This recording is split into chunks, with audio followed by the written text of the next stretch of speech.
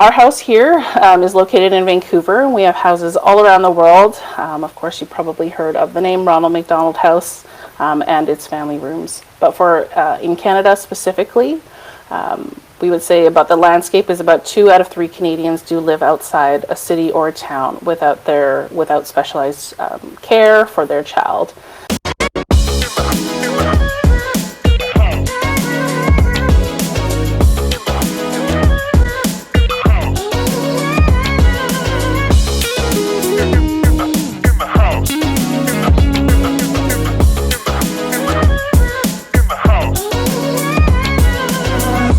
Good morning, everyone. Welcome back to our show. I'm Jenny Woon. I'm Toni Singh. And we are joined by Sarah Tarling from Ronald McDonald House, BC and Yukon. How are you doing, Sarah? I'm great. How are you doing? Good, thanks. Thanks for joining us. Where are you located right now? I am personally located in Port Moody, but I am lucky enough to be able to work out of Ronald McDonald House as well, and it's located in Vancouver. Yeah, nice. I actually toured the house not too long ago, just about a month ago or a couple months ago, and there was some amazing. Have you been to the house? A long time ago, before now. I know that you guys have done a lot of changes to the development site. Yeah. Yeah, it's I know that the kids and families who are staying there aren't exactly in good spots, but you guys really make it very homey and comfy in there. And so during my experience of walking through the house, the tour was fantastic with all the themed rooms, the Lego room, it's the so music fun, room, the aquarium. It is super fun. How long have you been with Ronald McDonald House? I've been with the team for 3 years now, and it's just been such a wild ride. And I was lucky enough to see the house pre-pandemic and during the pandemic, and so I would say that my time has been split in that shape. And you're the Director of Development, Corporate Partnerships and Sponsorships. What does that entail? What is your role? What do you do? Yeah, so I work with many organizations who are interested and currently support Ronald McDonald House for BC and Yukon. And so it's my responsibility to work with them, and really it's a collaboration to determine, what the best fit for them is in terms of how they would like to support our families, our house, and a lot of our initiatives and projects that we aspire to do, and also the ways that we hope to support families in a greater way. You have also extensive experience with BC Children's Hospital and UBC and the Canucks. Can you tell us a bit more about what you studied and how you got into this career? Because it's such an interesting job that you have. Sure. I am born and raised here in the Lower Mainland, and so I graduated from the BD School of Business at SFU, studying marketing and human resources management at the time. And then I feel like I jumped into professional sports and supporting a lot of their community initiatives, and so I worked with the BC Lions and the Canucks for Kids Fund, supporting a lot of their community initiatives with player outreach and doing a lot of speaking engagements, and also the Canucks for Kids Fund specifically with their 50-50 program and overseeing the day-to-day volunteers at the games, and you see the loud sellers and things like that, and so managing them and making the games really exciting that way, and supporting a lot of important initiatives through the Canucks for Kids Fund. That's a great connection. And then I think have. Yeah, absolutely. It's an electric place to be at Rogers Arena, and the volunteers are just so engaged and so excited to support, and the energy is just amazing in the stadium, and so the 50-50 sellers just add that extra piece, and it's very much a Canadian thing, right? 50-50.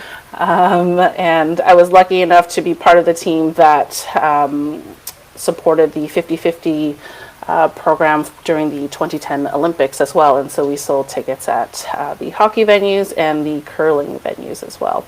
Oh, fun. That is cool. Yeah. I remember those Olympics. Yeah. I helped out then too. So there's a lot of students that listen to our podcast.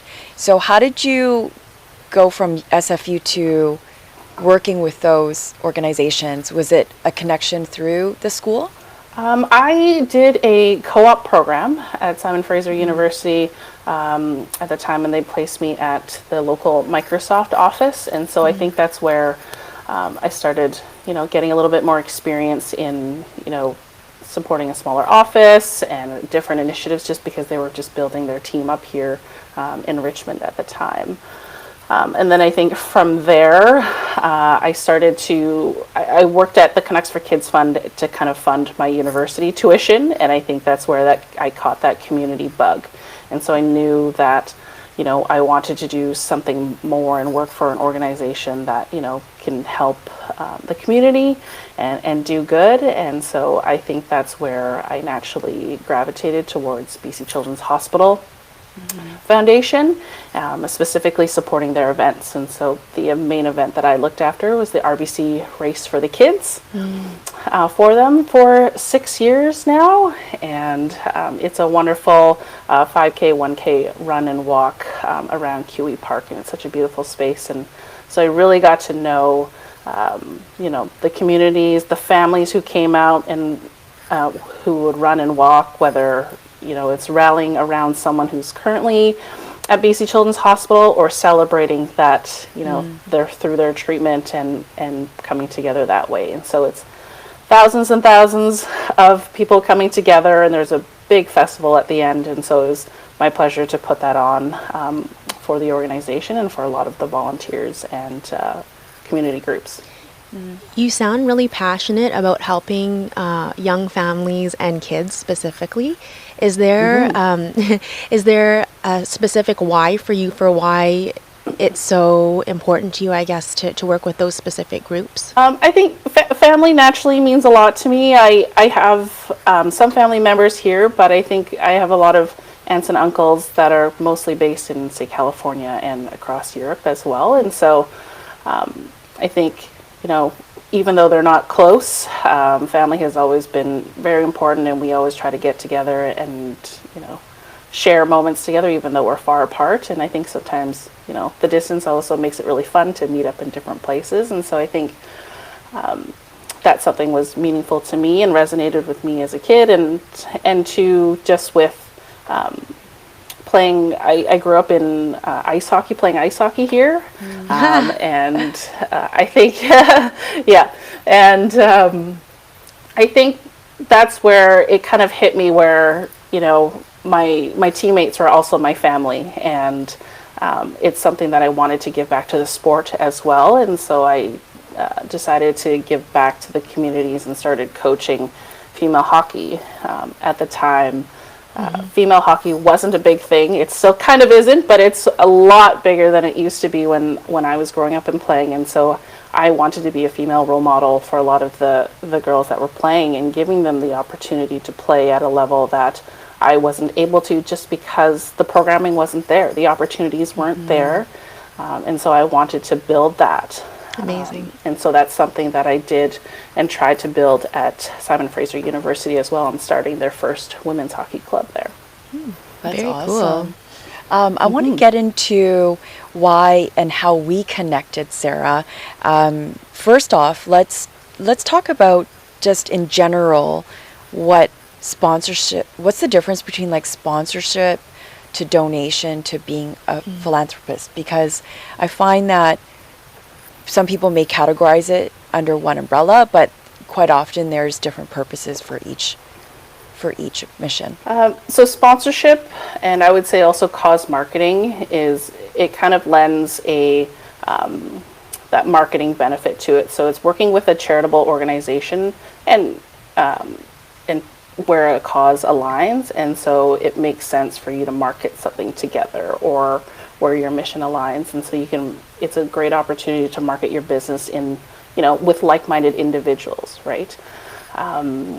Where donations and philanthropy, of course, it has its charitable tax benefits, right? So you get a tax receipt with every donation, and so that helps with your personal finances and business financials. But it's also is able to support a lot of our priority needs at the house and with a lot of nonprofits, right? It's supporting the way that they do business and how they can support communities and families and things like that.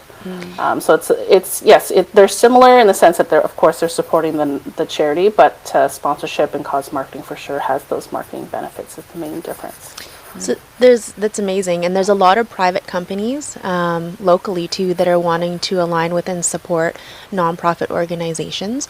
So what would you think if some of these private companies were looking to select a partner to collaborate with? What should they be looking for specifically? I would say that, simply put, it's help a nonprofit that matters to them, to the employees and their community, right? That's where you'll find the wins in there, and you'll be able to kind of draw out some of the stories and be able to relate to a lot more to who you're helping.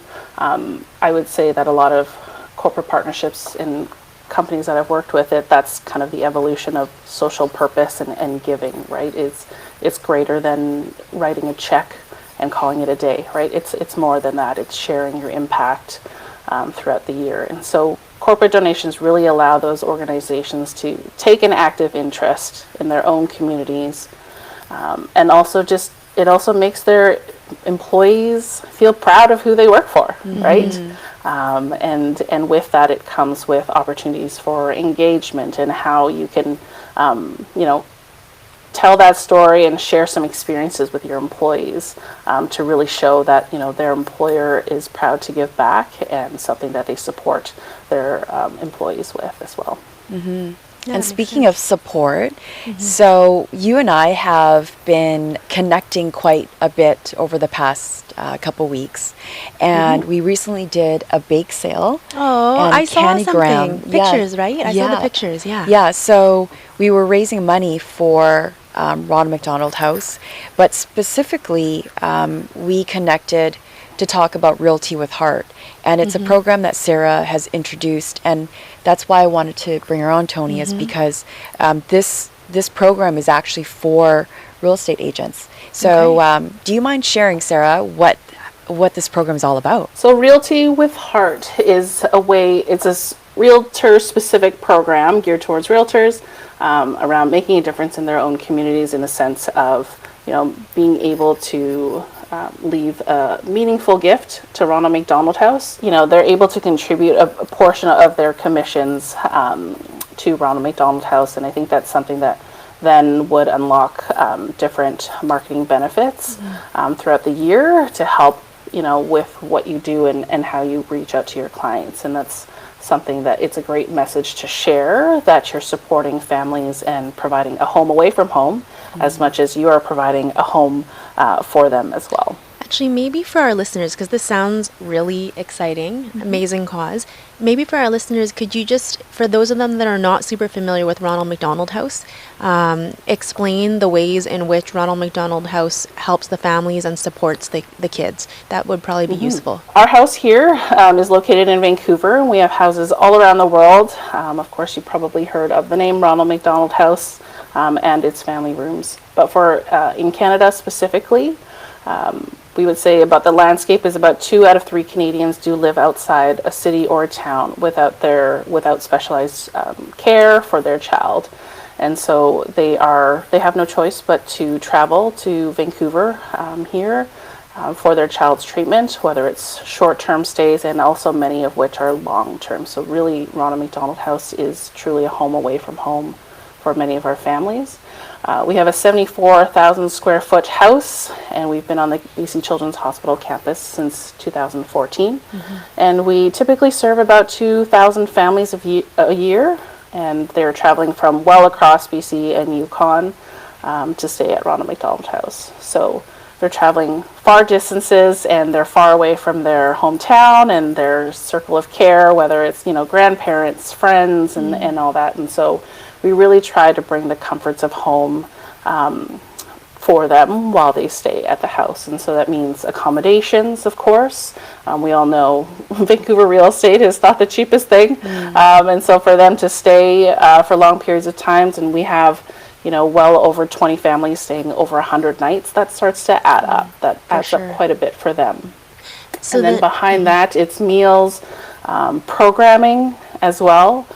So many programs that will support the entire family for the parents, the caregivers who are with them, and the patients and the siblings as well, and providing a different community of support. It's a community of support for the families who are all staying there and going through something similar, that they're able to, come together and share a meal and share the high moments and the low moments together, because they all understand each other's situations. And really that house brings a sense of as much as normalcy as we can during a tense time for them. So then, before we go back to Realty with Heart, because obviously we want to talk about that, how does a family qualify though to get into the program? Is it just if they need treatment, for example, in Vancouver, and they're from maybe Edmonton, or there's probably an Edmonton house, so let's say Prince George. Prince George there wouldn't be, and they need to be in Vancouver for treatment. How do they actually get into the house? Is it done through the doctors and the hospital that arranges it? Yeah, they would often work with a social worker, so they would be paired up with a social worker in their hometown, and so that they will help them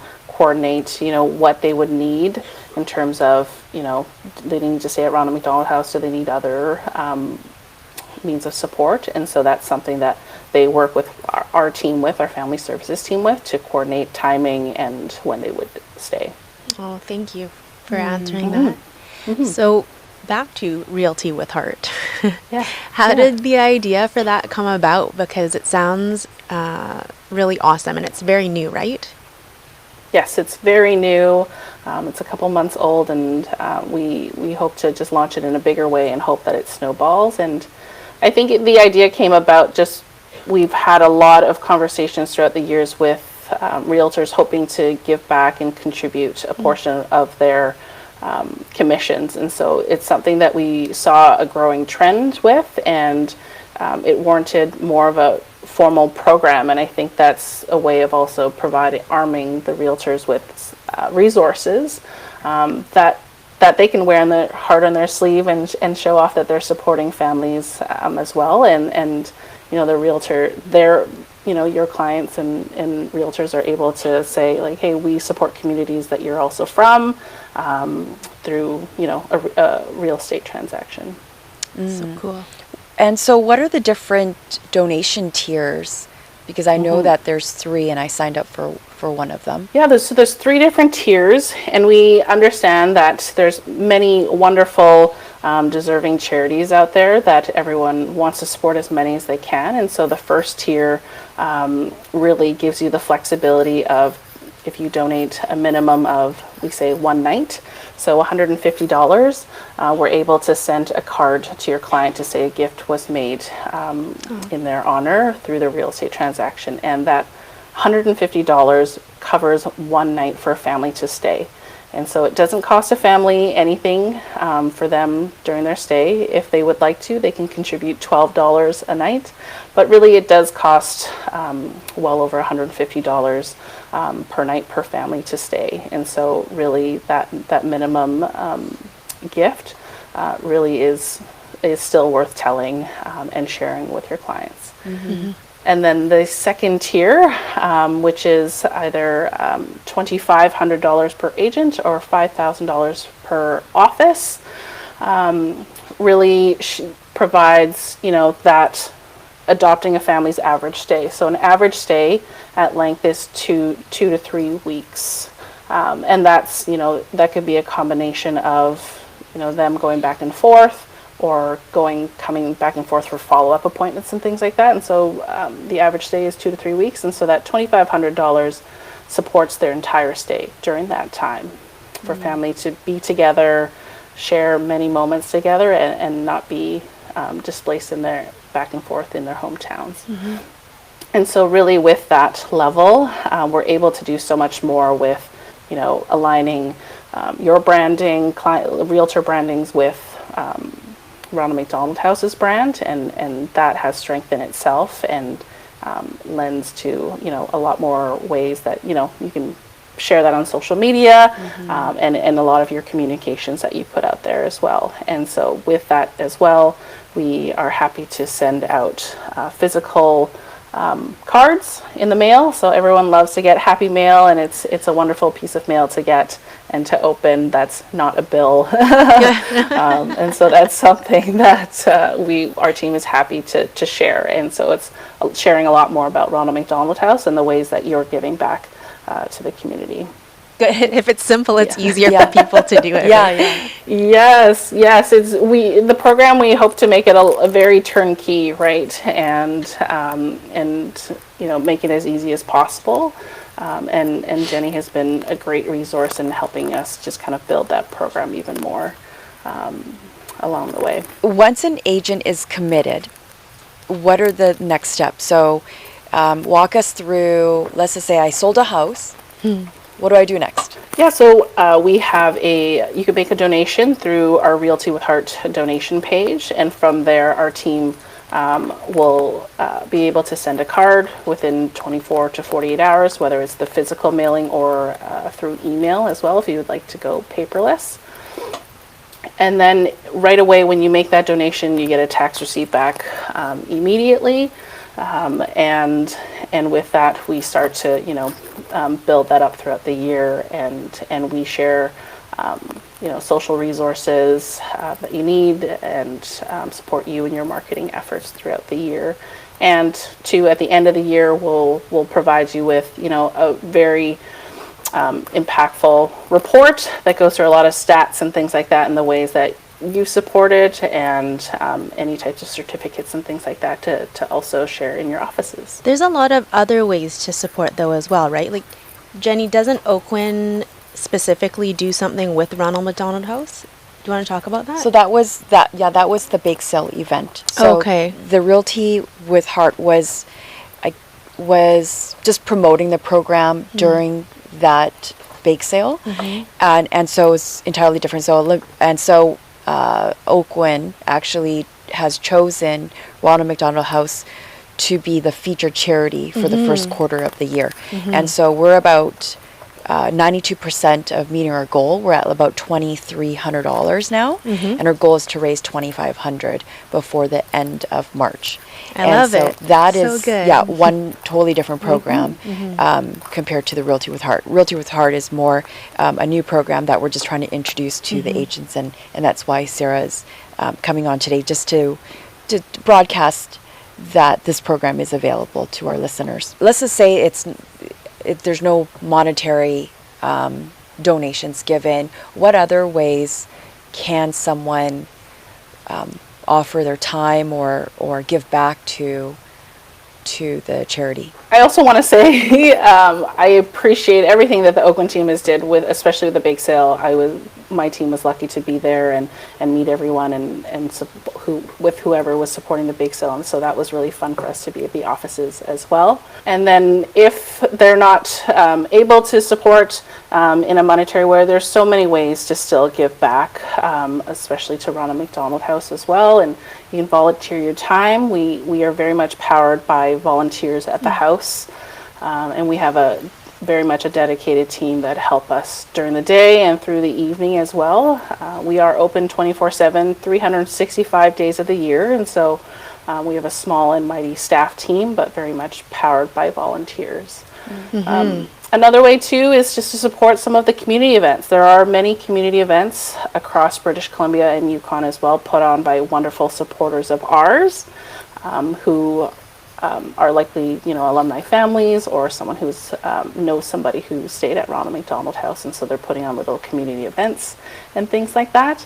And a lot of folks also just choose to start a fundraiser, starting something that makes sense to them and sharing that with their family and friends. That's something that's definitely possible to do as well. Sarah, I'm assuming that you guys would accept silent donations as well, right? If somebody didn't want to be on there. I think it's great. It's amazing for marketing, getting the word out there and everything from a corporate perspective, right? To really let the community know, I guess, who you're helping, other ways that they can help too. But there are some people that even have businesses that would probably want to donate silently. Like, for example, we donate to specific charities every year. We never advertise it. probably not good from a marketing perspective, right? We should put it out there, but it's more so just to make sure that it goes to the charities that we're aligned with. So I'm assuming Yeah, if that somebody is- wanted to and they didn't want to be advertised or anything, that they could just donate and you guys would accept that as well. Of course, Okay. we always respect the wishes of our donors in the way that they would like to give, whether it's anonymously or, putting their name out there or providing some marketing pieces.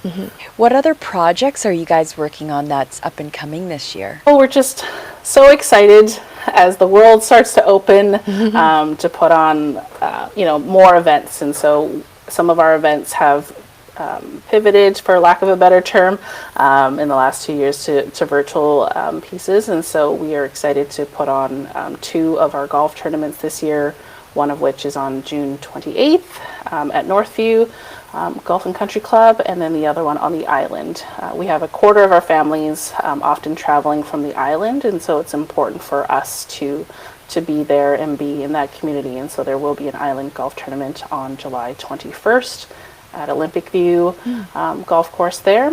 And then also we have our Night to Dream Gala on September 17th this year. And so that's something that we have very much missed, and we are excited to bring everyone together in a ballroom, dressing up. Dressing up seems like such a foreign thing now, and so it would be lovely just to dress up and be with everybody and really see everybody again. I think we are so lucky to have a wonderful family of support and extended family of support, and so it'd be just wonderful just to see everybody again.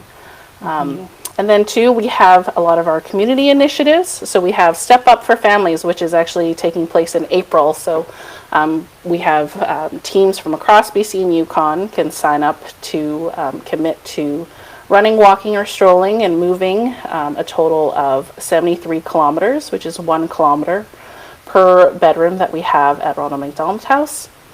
And so we have folks forming teams and fundraising together and just walking the distance. And so last year we had many groups well exceed that distance. And so it was wonderful to have so many supporters get out and get moving, and also just sharing that experience together across BC. Thank you so much for coming on the podcast and explaining to us how us, as well as our listeners who really align with this cause and want to give back, can help. Absolutely. Thank you for having me. Well, we forgot to do something. We know you're busy because you're the director of development and corporate partnerships, so you probably have to hop on the phone.